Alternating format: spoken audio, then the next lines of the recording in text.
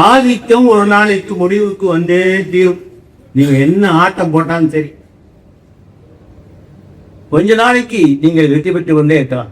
குர்ஆனிலே வசனம், பூமியில் செருக்காக நடக்காதீர்கள், உங்களால் பூமியை பிளந்து விடவும் முடியாது, மழை அளவுக்கு உங்களால் உயர்ந்து விடவும் முடியாது, ஒன்றும் செய்ய முடியாதியா என்று சொல்வதை நாம் பார்க்கிறேன். ஆகவே எந்தாவது ஒரு நாள் அழியத்தான் போகிறது. நாம் வரலாற்றை பார்க்கவில்லை, எத்தனை பேர் அழிந்திருக்கிறார்கள். எப்போதெல்லாம் ஒருவனுக்கு அழிவு வரும் என்பதை நபிகள் நாயகம் சொல்லியிருக்காங்க. ஆளுக்கு ஒரு நீதி எங்க இருக்கு? அந்த சமாய அழி. ஆளுக்கு ஒரு நீதி, ஒரு ஜாதிக்கு ஒரு நீதி, தாழ்த்தப்பட்டவனுக்கு ஒரு ஜாதி நீதி, உயர்ந்தவனுக்கு ஒரு ஜாதி, தன் நாட்டுக்கு ஒரு நீதி, அடுத்த நாட்டுக்கு ஒரு நீதி, தன் மதத்துக்கு ஒரு நீதி, இன்னொரு மதத்துக்கு ஒரு நீதி, தன் சமூகத்திற்கு ஒரு நீதி, பிற சமூகத்துக்கு ஒரு நீதி என்று பின்பற்றிய நாடுகள் அழிவை சந்தித்தோம். தமது வாழ்க்கை வசதிகளை குறித்து கர்வம் கொள்கிற நாடுகள் அழிவை தந்தி. நம்முடைய பொருளாதார செல்வத்தினுடைய கர்வத்திலே அவர்கள் அழிப்பார்கள். அக்கிரமம் புரியும் போது அழிப்பார்கள். உடன்படிக்கைகளை முறிக்கும் போது பார்க்கறப்பில்லை. இப்போ எத்தனை உடன்படிக்கையா இந்த ட்ரம்போட எத்தனை உட்காந்து பேசிக்கிட்டே இருக்காங்க. உடன்படிக்கை 2 பேரும் உட்காந்து உடன்படிக்கை பேசிட்டு போயே கொண்டு போடலாம். என்னையா அநியாயம். So the most unreliable country in the world is America. நம்பவே முடியாது. ஆகவே அவையெல்லாம் நிச்சயமாக அடித்தேற்கும். வரலாற்று ஆசிரியர் Gibbon the decline and the fall of Roman என்பைய ரோம பேரரசனுடைய சரிவும் வீழ்ச்சி சில காரணங்கள் சொல்றார். ஏன் அது முடிந்தது?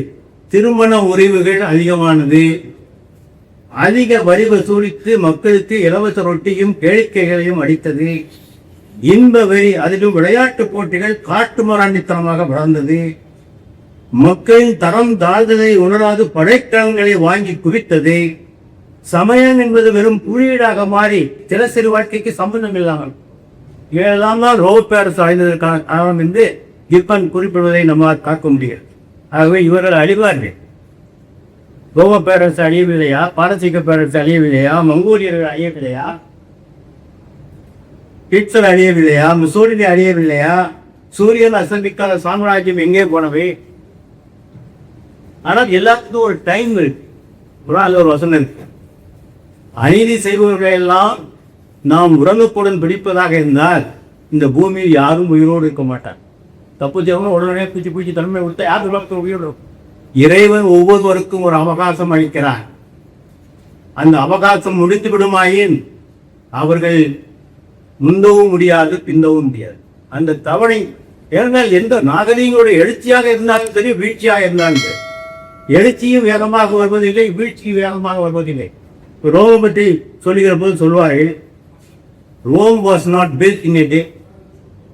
ரோம் ஒரே நாளில் உருவாக்கப்பட்டதில்லை, ஒரே நாளில் உருவாக்குறது. அதே மாதிரி ரோமருடைய வீழ்ச்சி, அந்த புத்தக தலைப்பே பாருங்க, கிப்பனுடைய புத்தக தலைப்பே பாருங்க, என்ன தலைப்பு என்ன கொடுத்துருக்காரு? The decline and fall of the Roman Empire. பால் உடலை, சரிவும் வீழ்ச்சியும் கொஞ்சம் கொஞ்சமாக கருதி கணிதம் வீழும், டக்குன்னு ஒன்று வீழாது.